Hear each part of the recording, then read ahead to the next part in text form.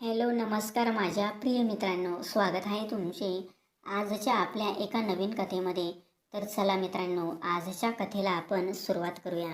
नमस्कार मित्रांनो, मी कविता. माझं वय 26 वर्ष आणि मी एका डोळ्याने आंधळी आहे. मी एका ॲक्सिडेंटमध्ये माझा तो एक डोळा मी गमावला आहे आणि आता मला एका डोळ्याने दिसत नाही. त्याच्यामुळे माझ्यासोबत कोणीही लग्न करायला तयार नव्हतं. मित्रांनो, माझी आई ही आता मला खूपच बोर होऊन गेली होती. ती तर काय करणार होती, कुठलंही स्थळ माझ्यासाठी आलं तर मला बघताक्षणी इन्कार करून घेत होते.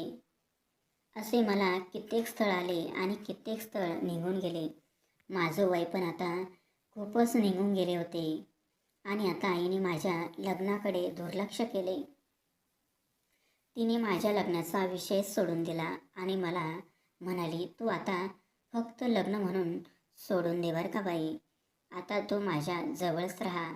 मी तर कुठपर्यंत बघणार आहे. आपल्या घरात पुरुष माणूसही नाही. माझे वडील लहानपणीच मित्रांनो देवाघरी गेलेले होते. मित्रांनो बरं का, आईने कसे तरी मला लहानचे मोठे केले होते बाई आणि त्याच्यानंतर माझ्यासोबत अशी मोठी घडली. मी आईला म्हणाले, माझ्या लग्नाचं बाई तू टेन्शन घेऊ नकोस, मला लग्न करायचं नाही. मी आयुष्यभर अशीच राहील. असे काही वर्ष माझी निघून गेले. पण जेव्हा माझ्या मैत्रिणी घरी सणासुदीला गावावर येत होत्या, त्यांचा नवरा, त्यांची मुलं पाहून मला खूपच वेगळं वाटायचं बाई. मलाही जीवनात आनंद घ्यायचा होता. पण काय करणार, कदाचित माझ्या नशिबात ते लिहिलंच नव्हतं. असे म्हणून मी मनाला समजावत असे. काही दिवसानंतर आईही आजारी पडली. आता घरात कमावणारा कोणीच नव्हता आणि म्हणून घरकामासाठी मी बाहेर जाऊ लागले. आमच्या गल्लीमधील आमच्या चाळीमधील सर्व घरातली कामे मीच करत होते, जेणेकरून मला चांगले पैसे मिळत होते. पण मला वाटत होतं अजून मला पैशाची गरज आहे, म्हणून मी अजून काम शोधत होते. आमच्या शेजारच्या काकूही घरकाम करत होत्या. त्या मला म्हणाल्या, माझी काही तब्येत ठीक नाही, म्हणून मी जिथे काम करते तिथे तू काम करायला घे. आणि मी दुसऱ्या दिवशी त्या घरी काम करण्यासाठी गेले.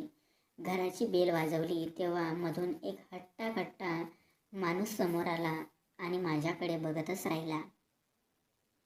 मित्रांनो, मी एका डोळ्याने आंधळे होते, पण दिसायला मित्रांनो मी खूपच सुंदर होते. फक्त मी आंधळे असल्यामुळे माझ्यासोबत कोणीही लग्न केले नाही. आणि मी जेव्हा त्यांच्या घराच्या बाहेर उभी राहिले तेव्हा ते माझ्याकडे बघतच राहिले आणि काही क्षणात त्यांनी विचारले तेव्हा ते माझ्याकडे बघत होते. त्यांनी विचारलं, कोण आहेस तू, तुला काय पाहिजे? तेव्हा मित्रांनो मी त्यांना म्हणाले, मला राधिका मावशीने तुमच्याकडे पाठवले आहे साहेब, आणि ती कामवाली आहे ना, तिच्या जागेवर मी काम करायला आले आहे. त्यांची तब्येत ठीक नाही आहे. त्यांनी मला तुमच्याकडे पाठवले आहे साहेब. मला घरातलं सर्व काही काम समजावून सांगा. सर्व सामान कुठे आहे तेही सांगा बरं का. मला घरकामात मदत करायला तेवढीच मदत होईल. आणि त्यांनी मला सर्व किचनमधले सामान दाखवले. सर्व काही व्यवस्थित सांगितलं. तो घरात एकटाच राहत होता. मित्रांनो, मी गेल्यावर मला थोडीशी अडचण होत होती काम करायला, कारण त्या घरात माझा पहिलाच दिवस होता ना. मला काय करावं हे कळत नव्हतं. त्यांनी मला कॉफी बनवायला सांगितली, पण मला काही कॉफी बनवता आली नव्हती, कारण मी कधीच कॉफी बनवली नव्हती. मी त्यांना म्हणाले, साहेब मी कॉफी कधीच बनवली नाही. तेवढ्यात साहेब मला म्हणाले, चल मी तुला आज सांगतो कशी बनवायची आहे कॉफी. तर आज मी तुला बनवून सांगतो, पण उद्या तू बनवून द्यायची मला बरं का. मी म्हणाले, हो साहेब, आज तुम्ही मला बनवून दाखवा, उद्या मी नक्कीच तुम्हाला माझ्या हाताने कॉफी देणार. तेवढ्यात साहेब म्हणाले, त्यांनी मला सांगितलं कॉफी कशी बनवतात. कॉफी बनवताना आम्ही दोघे किचनपाशी दोघंही एकमेकांपाशी उभं होतो बाई. कॉफीचा डब्बा अगदी माझ्या डोक्याच्या वरती होता. डोक्यावरचा कॉफीचा डब्बा घ्यायला गेले आणि त्यांचा मला धक्का लागला. पण तो धक्का मला खूप भयानक वाटला, कारण माझ्यासोबत हे सर्व काही कधीच घडले नव्हते म्हणून. आणि माझं एक विशिष्ट वय असूनही निघूनही गेलं नव्हतं. त्याचा मला धक्का लागला आणि त्यालाही काहीतरी जाणवलं. त्यांनीही माझ्याकडे बघितलं आणि मीही त्यांच्याकडे बघितलं. आम्ही दोघेही एकमेकांकडे बघतच राहिलो. मला काय करावं आणि काय नाही हे बाई मला सुचतच नव्हतं. पटकन मी साईडला सरकले आणि त्यांनी कॉफी पावडर घेतली. त्यांनी मला सांगितलं कॉफी पावडर 2 माणसांसाठी किती घ्यायची, तर एका माणसासाठी किती घ्यायची. आणि तो कॉफी बनवू लागला. पण मात्र माझ्या मनात त्याच्या एकी काय आलं होतं हे मला माहितीच नाही बाई. पण मित्रांनो, माझ्या मनात आग लागली होती बरं का. कारण हे सुख काय असतं मला याची जाणीव नव्हती.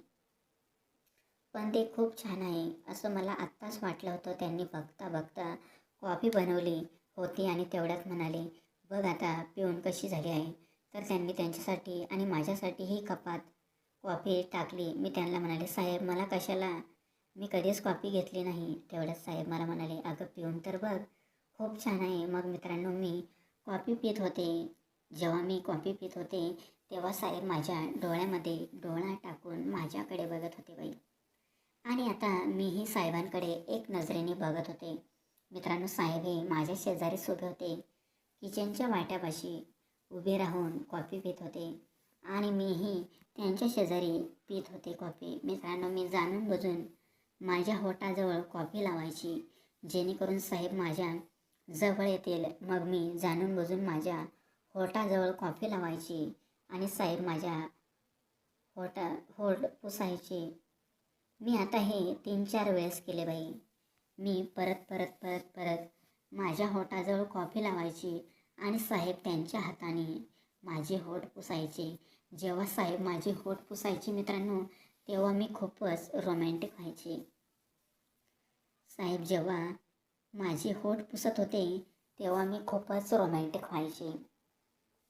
आता मित्रांनो, साहेबांना पण समजले की याला काय पाहिजे. आणि मी पण साहेबांना बोलले, साहेब तुम्ही माझे होठ पुसून दिले, मी तुम्हाला आवडते का. मग साहेबांना अजून वाटले. मग साहेबांनी माझा हात पकडला आणि मला म्हणाले, तू आता माझ्याबरोबर चल. मग साहेबांनी माझे हात पकडले आणि मला साहेब त्यांच्या रूममध्ये घेऊन गेले बाई. जसे ते मला रूममध्ये घेऊन गेले तसे त्यांनी मला त्यांच्या बेडवरती ढकलले आणि पुढे असे काही माझ्यासोबत केले की तुम्हाला ते सांगायची गरजच नाही मित्रांनो. त्यांनी माझ्याबरोबर पुढे सर्व काही केले आणि मला विचारू लागले, का तुझं अजून लग्न झालं नाही का. मग मी साहेबांना समजवू लागले, साहेब मी एका डोळ्याने आंधळी असल्याकारणाने माझ्यासोबत कोणीही लग्न केलेले नाही. मग माझ्या डोळ्यात पाणी आले. साहेबांनी माझ्या डोळ्यावरचे पाणी पुसले आणि मला बोलू लागले की आजपासून मी तुझ्यासोबत आहे. आजपासून मी तुला माझी बायको समजतो. मग मित्रांनो, मी आनंदित होऊन घरी गेले. आईला माझ्यासोबत माझ्या घरी घेऊन आले. मित्रांनो, ही कथा मी फक्त तुमच्या मनोरंजनासाठी लिहिली होती बरं का मित्रांनो. कोणीही वाईट वाटून घेऊ नये. ही कथा फक्त मनोरंजनासाठी लिहिली आहे. तर मित्रांनो, भेटूया आपण दुसऱ्या कथेमध्ये. तोपर्यंत टाटा बाय बाय.